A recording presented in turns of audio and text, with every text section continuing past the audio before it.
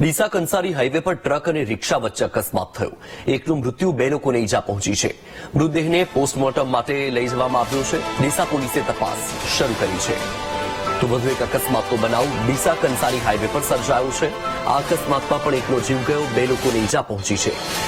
ઘટનામાં રિક્ષાનો કચરઘાણ નીકળી ગયો. મૃતદેહને પોસ્ટમોર્ટમ માટે લઈ જવામાં આવ્યો.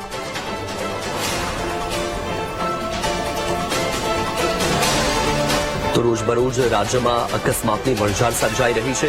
એક તરફ વલસાડમાં અકસ્માતની ઘટનામાં 2ના મોત, તો બીજી તરફ ડીસા કંસારી હાઈવે પર અકસ્માત સર્જાયો, જેમાં એકનું મોત થયું, 2 લોકોને ઈજા પહોંચી છે.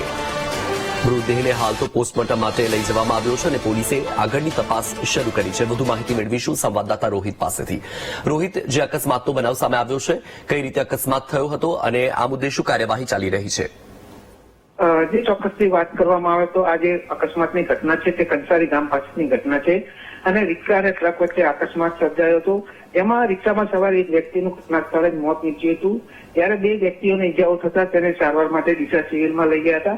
આ સમગ્ર મામલે હાલ તાલુકા પોલીસે વધુ તપાસ હાથ ધરી છે. બિલકુલ રોહિત, માહિતી બદલ આભાર.